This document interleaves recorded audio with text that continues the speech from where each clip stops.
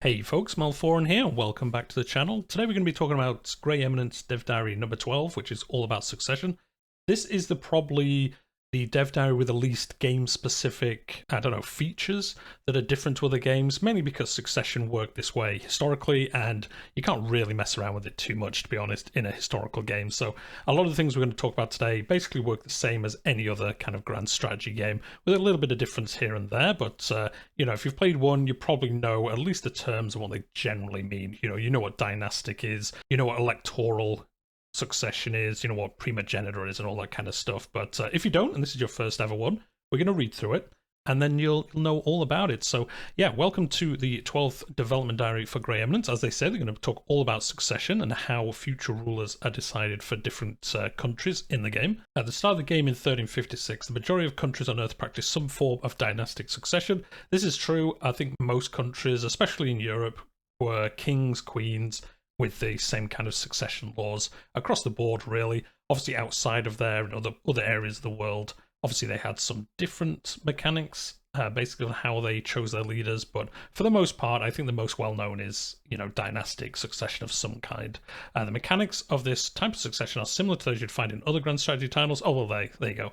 They're already acknowledging that. It's going to work basically the same as most other titles. There are three laws which govern how dynastic succession works: kinship, gender, and partition.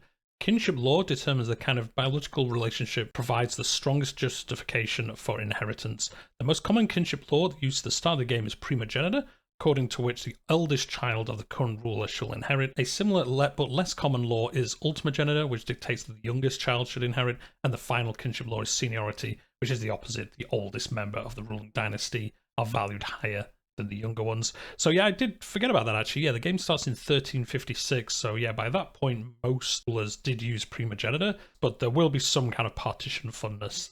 Don't worry, we're not going to escape that in its entirety, but yeah, you're going to start with primogeniture in most cases. Usually succession is restricted to characters of a certain gender. Most religions restrict which gender successions are available, with a vast majority of countries in the game starting off with either male only or male preference, that respectively either outright disqualifies or heavily penalizes female characters as long as there are eligible male heirs. Note that even if a character is nominally disqualified from succession, they may still try to steal the crown anyway via a faction, which will also change the gender succession if that law is successful. Oh, that is different. So yeah, I don't think I've seen that in a game, where I guess if you've got a son and then you've got a daughter, it looks like the daughter could maybe start a faction to basically put herself on the throne, and then if that was successful, she would then change the law, I guess, to be female preference or female only, maybe you get a choice and you get to decide. But that is interesting to see that you can have people force themselves on, and it does change the succession law at the same time. It doesn't just revert to the normal one. So yeah, that will be cool to look out for. The partition law is one of the most potential for headaches, as it dictates whether secondary heirs receive land of their own. By 1356, most countries had transitioned away from this partition due to its tendency to weaken the realm. If you've ever played Crusader Kings, you know all about partition. It is the bane of your life until you're able to get a higher tier law in place. Yeah, there are still some countries that practice it. Partition can only be enabled for countries with duchy rank or higher. Whenever succession happens in such a country, new county-level vassal countries will be created for each eligible heir out of the non-capital provinces of the country.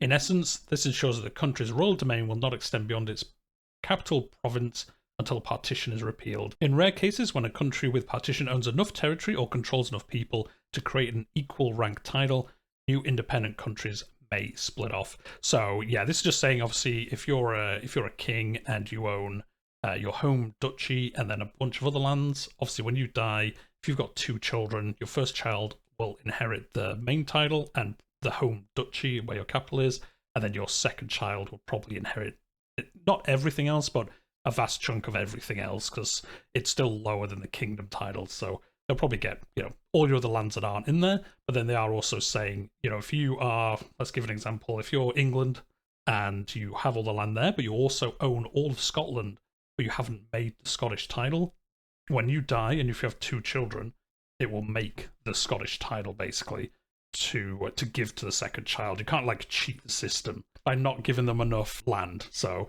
that's basically how that works. It would create the Scottish title and give them all the Scottish lands, and you would keep all the English lands and the English title, and then you could either fight it out between yourselves, or just have your brother on another realm running another country. So yeah, this is the UI, obviously how all the laws work, as they've already mentioned above, the different kinds, and you can have a mix and match of obviously one from each column, depending on how you want to be. And then there is obviously electoral up here, which we're going to get into in a second. Here we go. Electoral successions are our catch-all category for all successions that don't follow the aforementioned dynastic paradigm. The scale and scope of elections varied significantly between 1356 and 1956. We've done our best to design the system to be as versatile and as encompassing as possible. Electoral successions are governed by 3 main laws: type, franchise, and candidacy. Obviously, the best known of this would be the HRE. That was elected from a pool of electors. They chose who was going to be the emperor. Obviously, a lot of the time it was some backhand deals and all that kind of stuff. So it usually ended up being from the same house or something anyway. Probably the best example. If you know a little bit of history, HRE is probably the best example of this. An elections type determines the overall structure of the election. The first electoral type we'll see is titular. In titular elections, votes are allocated to the rulers of specific countries, usually but not always vassals. And here we go, that's exactly what they're going to say. The classic example of a titular election is the succession in the HRE, whose votes are assigned to whoever rules Brandenburg, Saxony, Bohemia, the Palatine, Trier, Cologne, and Mainz. In the case of a single character controlling multiple electoral titles, they get to exercise their collective voting power, though other electors will likely take offence at such an injustice. So you can, in theory, own Bohemia, the Palatine, and Brandenburg and have 3 votes, and basically kind of get whoever you want pretty much onto the throne in the future. The ruler, of course, can always retract or bestow electoral privileges to other vassals that will likely draw the ire of existing electors. As the emperor of the HRE, it does look like you can potentially change who the electors are, because I know in some games, like those 7, I think, and that's always who they stay as. And if you've played like EU4, you can change them. In other games, you can as well. So it looks like you can here as well. You can, at a significant penalty to probably opinion of what they think of you, you can change who the electors are. So I guess if you have one that really, really hates you, you could try and move his vote to somebody else that might vote for you. I'm sure they'd like you if you gave them the vote. So yeah, it is obviously the example I mentioned about it being the HRE, and it explains it quite well there if you're unsure of how it works really. The second electoral type is plural, which grants electoral privileges to all characters within the parent country that belongs to one or more elites, and all vassals within a matching government form. For example, an aristocratic monarchy might empower the nobility and the clergy to decide on its future rulers, which will grant voting rights to all noble clergy characters within the country's domain, but will not within the domains of its vassals. If some of the country's vassals happen to have religious or dynastic source of legitimacy, they too will be able to participate in the election. Importantly, an oligarch country with plural elections must allow the ruling elite to vote, so the nobility in an aristocratic monarchy will always have its say in plural elections. So you can't like game the system. So you can't have like an aristocratic monarchy and then disenfranchise the nobility and make, I don't know, merchants the person that decide things. It is kind of set in some ways. The final electoral type is popular. This type of succession works quite differently from the previous 2, since it's not determined by characters. Depending on the franchise law, which we'll cover in a second, certain parts of the country's population will get to vote on the country's rulers and their representatives in parliament. If such an institution exists in the country, popular elections are closely tied to political parties and general elections, so we'll go into more detail in a future dev diary. So obviously with the time span of the game, it goes all the way up to 1956. We will be having countries, move from absolute monarchies and things like that to elected rulers, parliaments, prime ministers, I guess, and things like that. And that's all going to be in the game, and you will be able to progress your country forwards if you want to. I guess you will be able to play where you just try keeping a absolute monarchy as long as you can, and I guess there's like a lot of forces that try to change that, but I imagine there is a way to keep it all the way to the end, but you will see that progress of time in that way. The franchise law builds on the elections type to define who exactly gets to participate in elections. In the case of titular elections, the law opens up a dedicated UI where you can retract electoral privileges for existing electors or grant these privileges to other vassals. For plural elections, the franchise law allows you to select which elites are endowed with electoral privileges. A plural election will always have at least one voting elite. In the case of oligarchies, the ruling elite, and other elites can be empowered as well to create more diverse and balanced electorate. which also gives you one more avenue through which to play the elites against one another. Franchise laws in popular elections determine the scope of suffrage. This can range from allowing only specific cultures or denominations to vote to extend suffrage to all adults in the country, but again, more on popular elections in a dedicated future dev diary. So again, just giving you a short breakdown of how you can change the different ones. So even for plural elections, you can have more than one voting party. There's just generally one voting elite that always has to be there, like the noble ones if you have an aristocratic monarchy, but you can then empower the other ones to vote as well if you want to. I guess if the nobles are like moving away from you, they don't really like you, but say merchants do, tag in the merchants. So you can have nobles and merchants, and then at least a bit more balance in your favor as you progress through. The candidacy laws are a set of laws that restrict the eligibility of characters to stand for election. Currently, the set is comprised of gender, culture, religion, and elite belongings, e.g. only nobles, which includes both elites and rulers of dynastic countries. This isn't final and may change in the future. So obviously you can say only a certain culture can be eligible, maybe a certain religion, only Catholics can be eligible for the position, and you can kind of fine tune how you want your country to go. One thing we'd like to emphasize is that all the default set of electoral and dynastic succession laws, while we're avoiding the inclusion of country-specific or religion, culture-specific succession laws initially, we hope to eventually be able to add more detailed representations of the unique types of successions that occurred during the span of Grey Eminence. We're not making any guarantees here, but we've purposely designed the succession system to be capable of handling such unique cases. I imagine that's, you know, if the game's successful, if we get some DLC, we'd probably have like region-specific DLC, and they give region-specific succession laws for those areas, and that'd be cool to see. I can agree with them in just having like a more generalized view. This is already pretty in-depth, to be honest, with how all the different options and how they work, but I'd rather they do this and make sure it works right, and then if the game's successful, which hopefully it is, they can do some DLC and kind of put that flavor elsewhere in the map with different succession laws. So I agree with that. I don't think I'd want them trying to do a million different succession law types at the beginning. Just get the base ones right, and then we can do that later on. And then obviously all the things we've just been talking about, you can see these in the electoral options here. Franchise, who gets to vote, the elite membership, who of these gets to be there as well, and then the gender, you can be male only, male preferred, impartial, or then obviously the reverse of that. Type, as they discussed earlier, and then religion. So here, you can actually see, does this say which country this is for? It doesn't actually, but you can see here, religions, you have to be Catholic to be eligible in this realm, or you could be Christian, so, you know, you could be Catholic, Protestant, or, you know, any of the versions of a Christian faith, but obviously if you're not a Christian faith, you wouldn't get to, or all, literally anyone can decide. So I imagine looking at this, it takes your primary religion as the one you can kind of drill down into, and all of the religions are just under, obviously all, but you couldn't be like a Catholic country and then try change it and say, you know, only Islamic people can be voted in all of a sudden. So unless there's an event that changes it, but obviously looking at this doesn't seem to be the case. Interregnums and regencies. Succession isn't always a straightforward affair. Whenever there are multiple competing heirs with similarly strong claims on the throne, an interregnum may occur. This special circumstance lasts from the death of the previous ruler until the undisputed ascension of the victorious heir.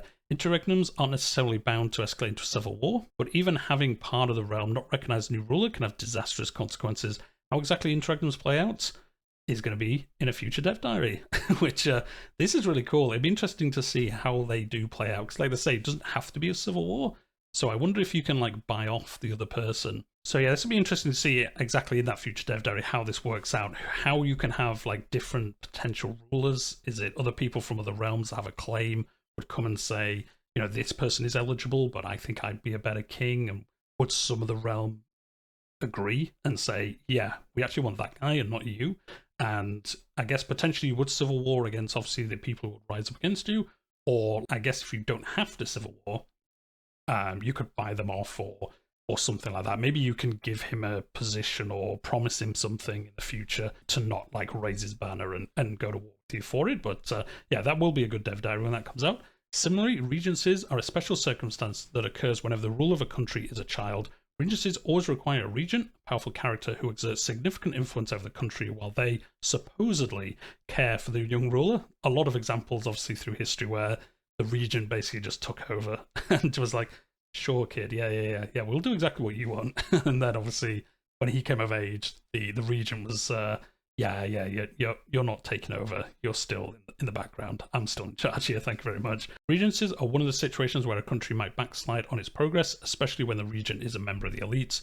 As with interregnums, regencies will begin their own dev diary later down the line, during which we'll go into full detail how they can play out and how you can manage them. So I wonder if that's if you obviously have a regent who is an elite, from the nobility. I wonder if whilst he's in charge, would he be like sneakily trying to give them more power whilst he's in charge? And then obviously when you take over, the nobility would have more power than if you'd immediately just taken over as the heir. As it says, going into it in the future. So another one that'll be cool to read and see exactly how that works out, because that would be interesting. I can imagine some people would find it annoying if you obviously have a regency and then maybe you have like a merchant region and he just empowers the merchants in a bunch of areas and you have like no control over it. It would be cool in like a role-playing way, but I can imagine some people not enjoying that, having like lose control of their realm in a way. You probably get to decide most things, but then maybe they can basically come to you and just say, look, this is happening, and you have no way to revoke it from happening. So yeah, another super interesting one. And then that's it for today. So obviously they're going to go into modability, how you can do different things with these kind of laws in the future on different mods and things like that. But as always, if you're interested in that kind of stuff, if you read through what it says here, and then if you go to the Discord and subreddit, as I always say, they're very active in there if you have questions about anything that's been announced already. And then what they're saying here as well, they're going to go on a short summer hiatus from publishing dev diaries. So the next one won't actually be till August the 6th, so that's in 4 weeks rather than 2. So yeah, I guess we'll have a little break from these, and in 4 weeks we'll be back with the next one. Again, as always, they haven't said which one it's going to be, but there are some cool ones in here that hopefully they do go into quite quickly, like these interregnums, regencies, and then also how wars work and exactly like that. So let me know in the comments down below, is there anything, if you've watched all the dev diaries or you've read them all, is there anything that you're particularly looking forward to them maybe going into a little bit more information about, or maybe a feature that they haven't talked about yet that you're super interested in? But anyway, we're going to leave it there for today. If you've enjoyed the video, hit that like button. It helps other people find the channel in the future. And if this is your first time here, I cover the dev diaries for Grey Eminence, and then I also play a lot of Crusader Kings and other grand strategy games on the channel. So if that's your kind of thing, you know what to do. Hit subscribe. But we're going to leave it there for today, and I'll see you in the next one.